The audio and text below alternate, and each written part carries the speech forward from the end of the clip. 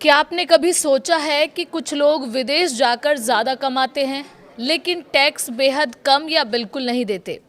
भारत में जहां कमाई बढ़ते ही टैक्स का बोझ बढ़ जाता है, वहीं दुनिया में कुछ ऐसे देश हैं जहां आपकी पूरी सैलरी आपकी अपनी होती है। नमस्कार, आप देख रहे हैं न्यूज़ 18 राजस्थान का डिजिटल चैनल और आपके साथ मैं हूं वंदना त्यागी। भारत का आम बजट 1 फरवरी को आने वाला है, लेकिन उससे पहले लोगों को बड़ी उम्मीदें हैं। हर वर्ग सरकार से अपने लिए कुछ ना कुछ चाहता है। अब बजट में क्या होगा वो तो 1 फरवरी को ही पता चलेगा, लेकिन आज इस वीडियो को देखने के बाद आप तय कर सकते हैं कि टैक्स किस देश में जाकर बचाया जा सकता है। जी हां, आज के इस एक्सप्लेनर में हम जानेंगे उन देशों को जहां इनकम टैक्स नहीं लगता या बेहद कम लगता है। अब सवाल ये कि ये देश ऐसा कैसे करते हैं और भारतीयों के लिए इसका क्या मतलब है। सबसे पहले समझते हैं टैक्स फ्री देश का मतलब क्या है। ऐसे देश जहां सरकार आपकी पर्सनल इनकम पर टैक्स नहीं लेती। सैलरी पर 0% इनकम टैक्स होता है, लेकिन ध्यान रखिए टैक्स फ्री का मतलब ये नहीं कि वहां कोई टैक्स ही नहीं होता। अक्सर वहां वैट, सर्विस फीस या लाइसेंस चार्ज होते हैं। आइए अब आपको बताते हैं कि कौन कौन से देश टैक्स फ्री हैं। उसमें सबसे पहला नाम है यूएई। यहाँ सैलरी पर 0% टैक्स लगता है, इसलिए सबसे ज़्यादा भारतीय यही काम करते हैं। सरकार तेल, टूरिज्म और बिजनेस से कमाई करती है। दूसरा नाम है कतर का। दुबई की तरह कतर को भी कर अनुकूल क्षेत्र माना जाता है, क्योंकि यहाँ ज़्यादातर व्यवसायों पर व्यक्तिगत आयकर और कॉर्पोरेट कर नहीं लगता।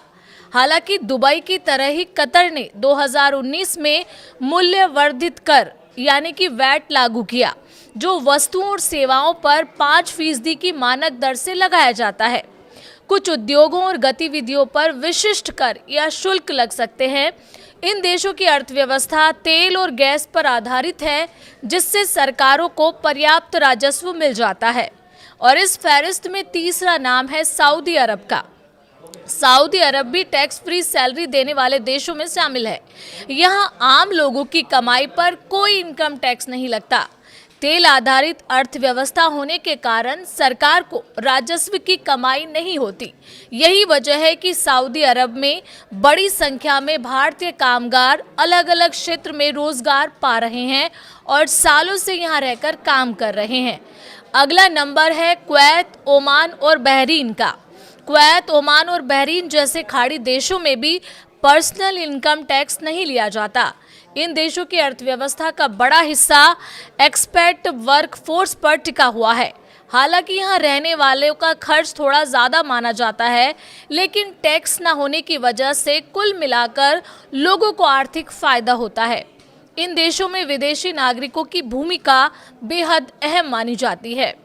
खाड़ी देशों के अलावा बहामास और कैमेन आइलैंड्स जैसे छोटे द्वीप देश भी टैक्स फ्री इनकम के लिए जाने जाते हैं। यहाँ ना तो इनकम टैक्स लगता है और ना ही कैपिटल गेन टैक्स। यही वजह है कि अमीर लोग और बड़ी कंपनियां इन देशों को अपने निवेश और वित्तीय गतिविधियों के लिए पसंद करती हैं।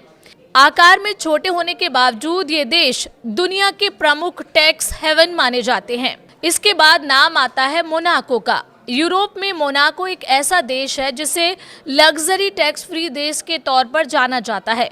यहाँ पर्सनल इनकम टैक्स नहीं लिया जाता, लेकिन जीवन शैली बेहद महंगी है। ऊंची कीमतें और सीमित संसाधनों की वजह से आम नौकरी पेशा व्यक्ति के लिए यहाँ रहना आसान नहीं होता। मोनाको अमीर वर्ग और हाई नेटवर्थ इंडिविजुअल्स की पसंदीदा जगह माना जाता है। ये तो बात हुई उन देशों की जहां पर टैक्स नहीं लगता। अब बात करते हैं उन देशों की जहां टैक्स तो लिया जाता है, लेकिन भारत की तुलना में ये काफ़ी कम होता है।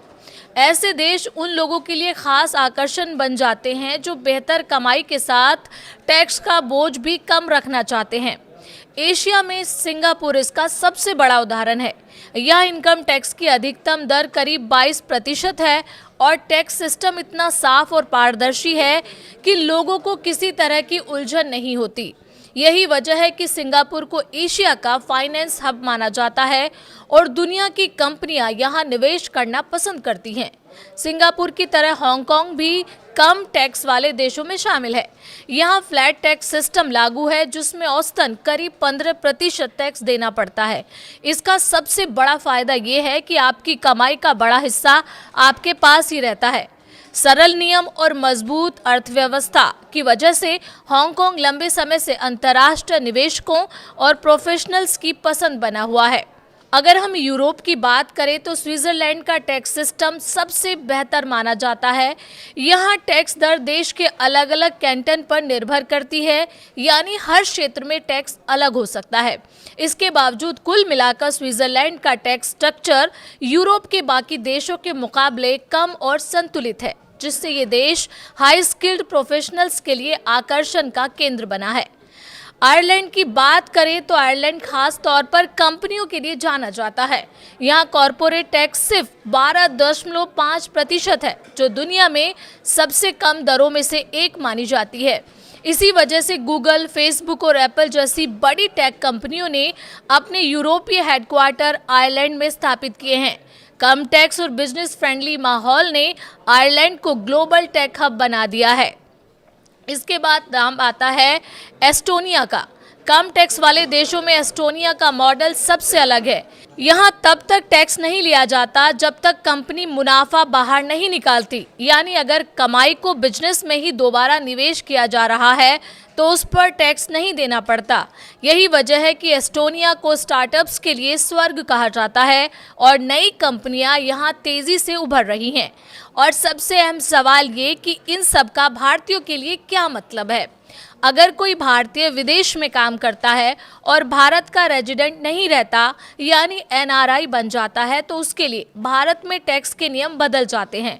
लेकिन ये प्रक्रिया जितनी आकर्षक दिखती है उतनी ही संवेदनशील भी होती है।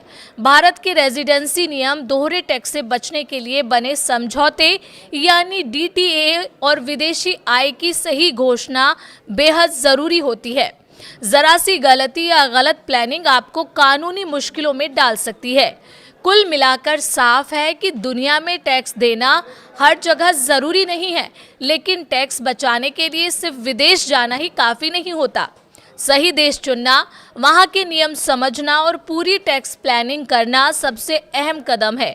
अगर आप नौकरी, बिजनेस या विदेश शिफ्ट होने की सोच रही हैं, तो टैक्स सिस्टम को समझना आपकी योजना की पहली और सबसे ज़रूरी शुरुआत होनी चाहिए। उम्मीद करते हैं आपको हमारी ये जानकारी पसंद आई होगी और आपने तय कर लिया होगा कि आप किस देश में जाकर नौकरी करेंगे। अगर आपने तय कर लिया है तो कमेंट करके ज़रूर बताएं।